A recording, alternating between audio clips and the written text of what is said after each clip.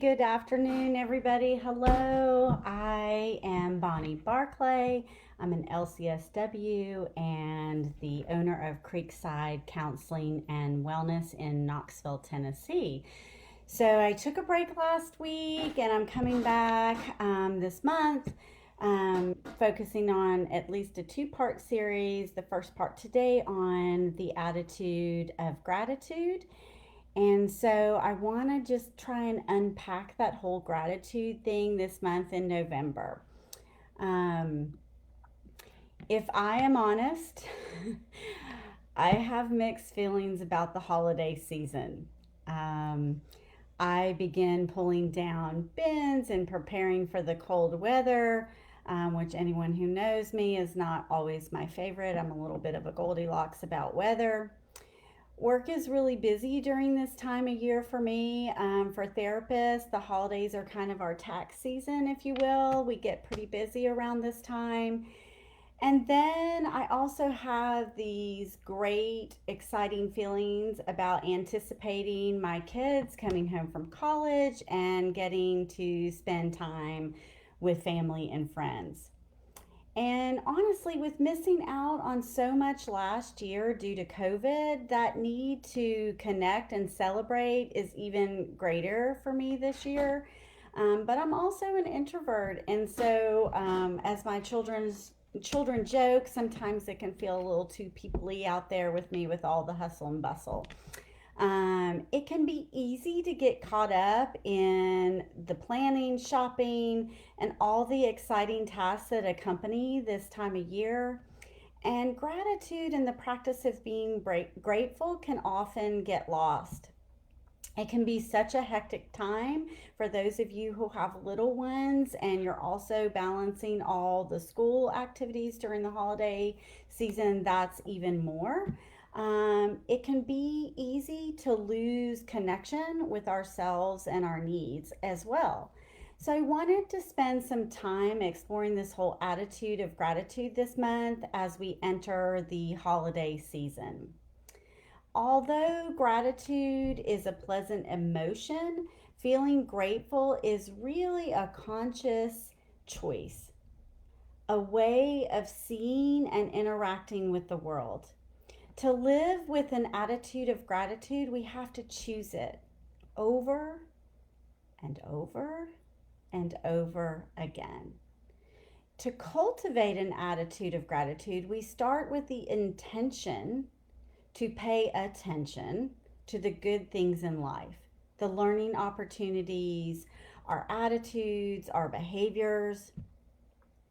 Practicing gratitude helps us to view life through a more positive lens, prioritizing more positive thoughts over negative ones, and focusing on solutions rather than problems. So, why is this important? So there's two reasons that I want to unpack today and talk about: resiliency and an abundant mindset. So, number one, gratitude builds resilience. Sometimes events and situations in life evoke feelings of distress, regret, worry, anxiety, disappointment, or other negative emotions. Yet, if we can shift our focus around these past situations or events to what we've learned and how that has supported or shaped us, we can then build what many refer to as a psychological immune system.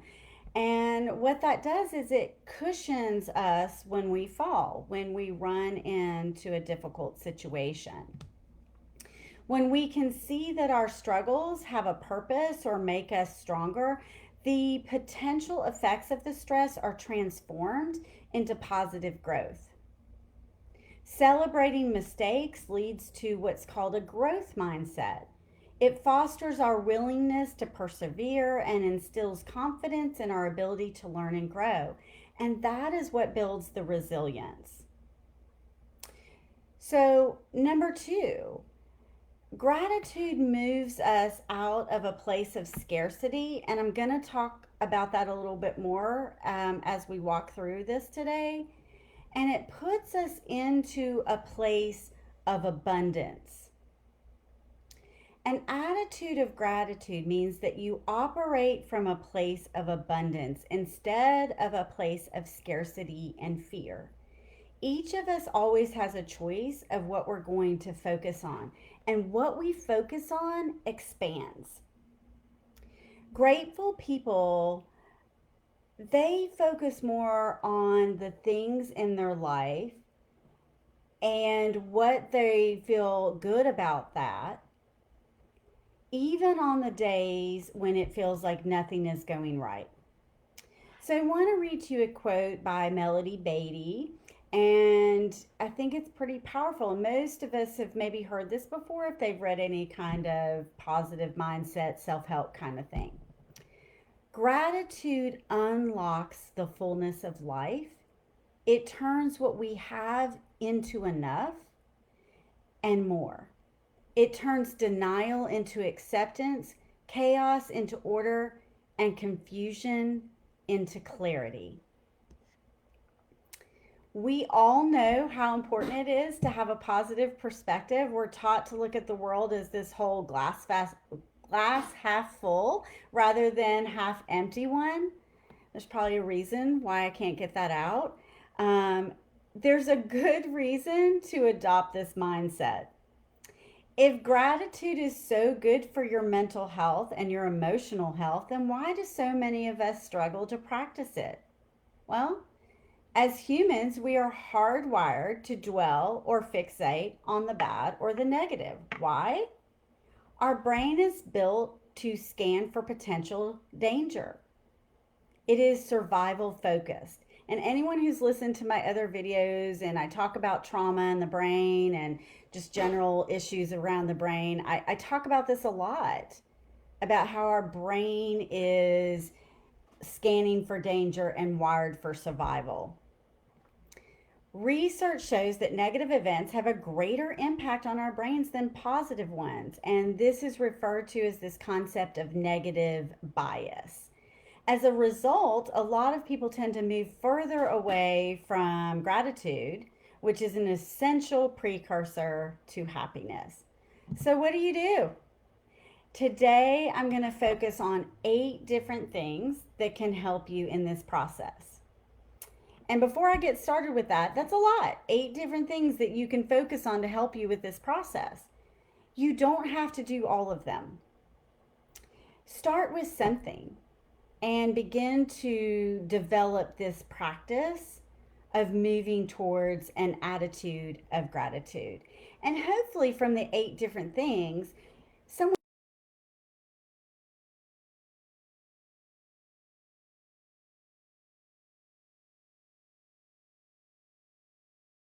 things. We are conditioned to focus on and celebrate our big achievements instead of our small wins. And it's important to know these small wins, which improve our overall motivation. In the work I do, sometimes the tasks seem too big. And it's important that we break them down into more doable tasks. And when you succeed at those small wins, again, your motivation increases. Who you become is not necessarily determined by the end goal. It's often determined by the person who you become along your journey. Does that surprise some of you? That it's not really the end goal sometimes, it's the journey and what develops through that process. When you celebrate the small things, what you're doing is you're celebrating your habits. And those are the things that develop during that journey and when we persevere through that journey.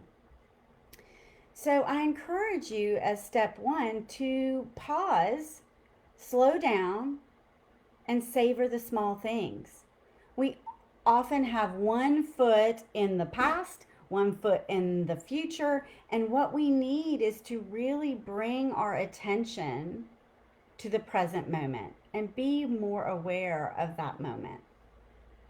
That brings us to number 2.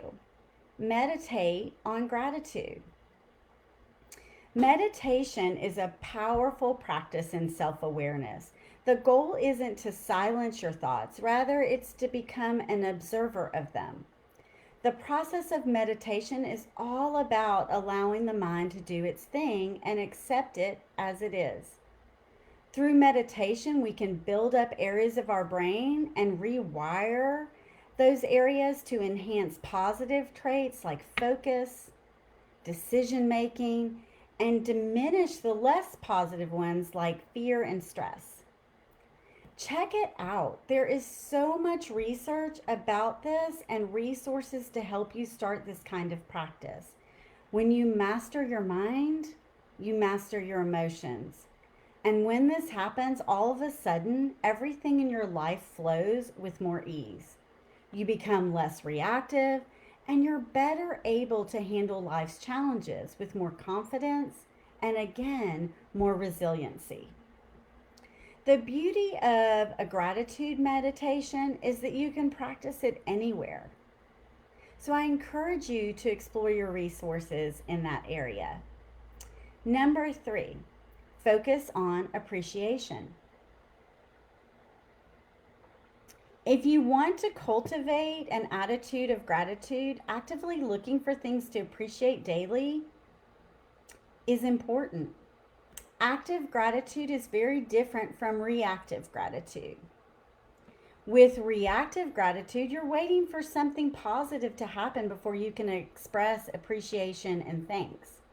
With active gratitude, you are consciously looking to be more grateful and express appreciation. It becomes a choice. And two things begin to happen here. First, the things and people you appreciate, they grow in value. And second, you start seeing more things to appreciate. All right, number 4, surround yourself with grateful people.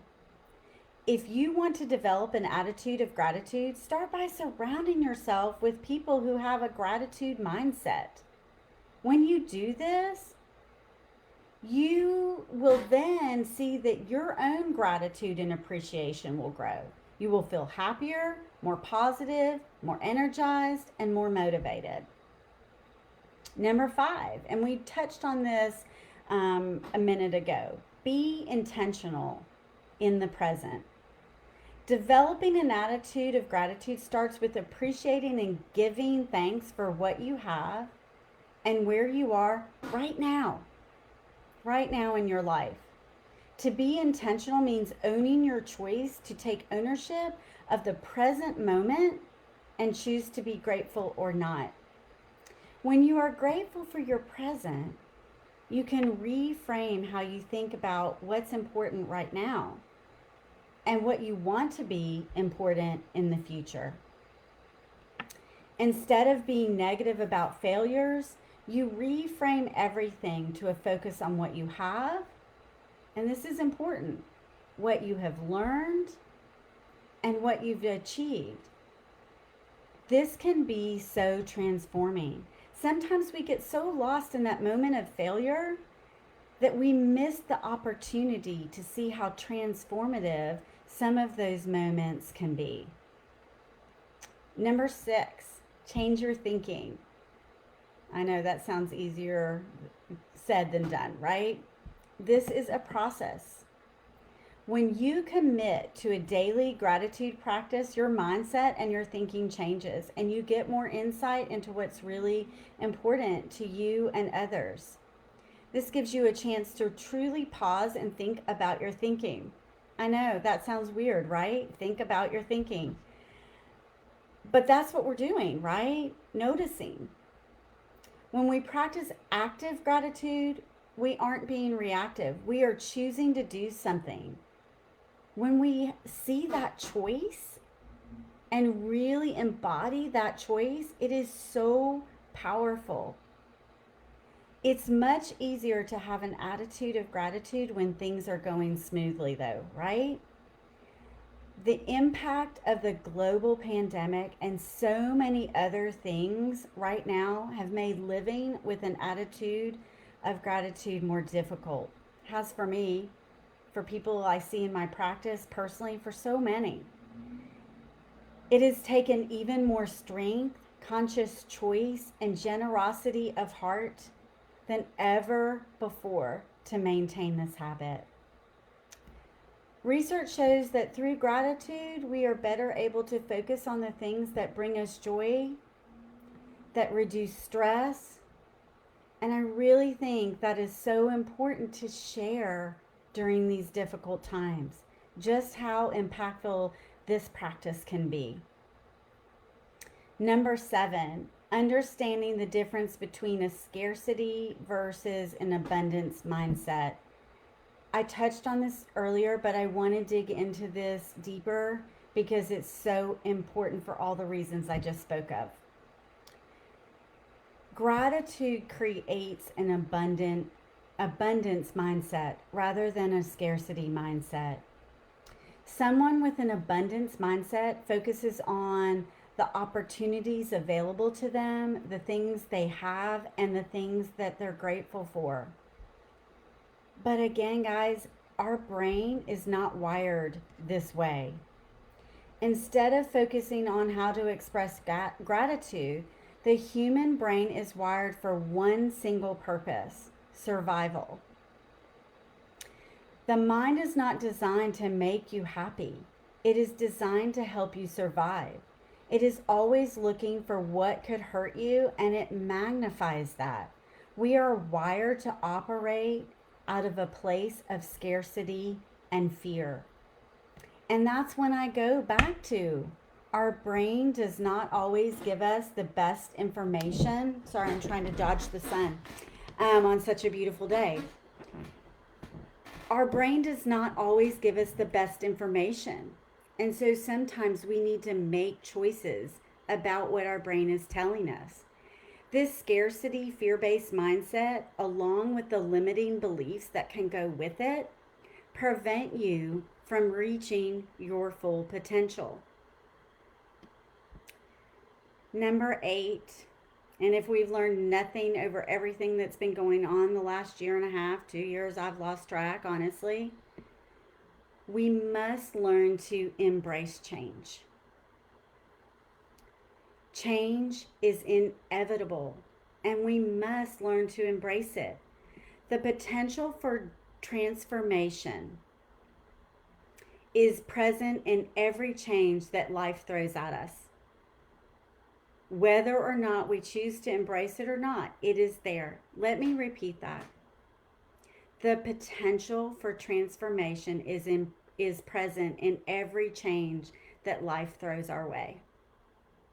It is our choice if we're going to embrace it or not. Rather than be derailed by unexpected changes in our life, we must learn to approach change with curiosity. And anyone who sees me in therapy probably is so annoyed by that word because I use it a lot. Be curious about that. Notice that. Be curious about that. Begin practicing an attitude of gratitude by softening to change. Being curious about it, letting it in without a fight. Adopt an abundance mindset and focus on what you can be grateful for. By learning how to express gratitude under difficult circumstances, you build an abundance mindset into everything you do. Now, this is not living in denial or dismissing emotions, rather leaning in with a different attitude or mindset, that curiosity. So here's my hard truth for today. Gratitude is a mindfulness practice that, when built as a habit, can help us experience positive emotions alongside negative emotions, and that helps us to cope better. You have to practice it for it to become a habit. You have to practice it for it to become a habit. So, here are some takeaways or challenges this week for you to be intentional about developing an attitude of gratitude and making that a habit. So, number one of the most researched and well studied interventions to develop gratitude or this attitude of gratitude is to keep a gratitude journal. It's also the easiest. Research shows that you can really show some improvement, show results in developing this kind of attitude of gratitude or abundance mindset in about 90 seconds per day. And I wrote a post on Facebook earlier, asking, do you have 90 seconds a day? And this is just to get started. I challenge you to look at that. Do you have 90 seconds a day? Come on. You can't tell me that you haven't spent more than that on your phone, right? Scrolling, escaping, checking out. What if you got more energy and motivation and didn't need to check out because you were really leaning into this new practice? Start with writing down or saying 3 things you're grateful for or appreciate every day, even if you've had a bad day. I went to visit my mom this past weekend, and I love the opportunity to be in the car, listen to some podcasts, and also listen to some good music. But I really enjoyed most being able to drive on a beautiful day and look at all the color, all the beautiful trees. It was wonderful. But sometimes in the busyness of my own life, I don't pause. I don't notice. I'm task oriented. And so I have to challenge myself to be in this practice myself. All right, so maybe you want to go deeper. Try a journal exercise to explore these 2 areas of resiliency and abundance mindset. So what I want you to do, and go ahead and get something to write with or replay this, rewind if you need to catch it. I want you to recall a challenge you've had that was eventually solved. And I want you to ask yourself,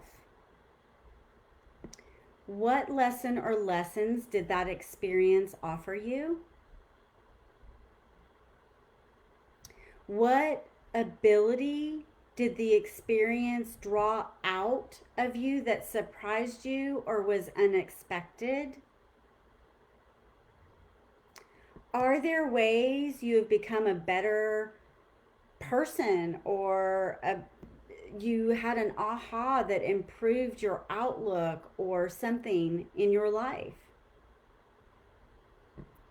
Then check in with yourself when you're done with this and ask yourself, how are you feeling now regarding this event or situation? Has anything shifted for you? All right. Thank you guys so much for your time today. And next time, I'm going to spend a little bit of time on the importance of reflection, gratitude, and letting go, and how this really can prepare us for making plans and action steps for the new year. I hope you guys will join me next week, next Tuesday, and I hope you have a good rest of your week. I challenge you, small steps often. Bye.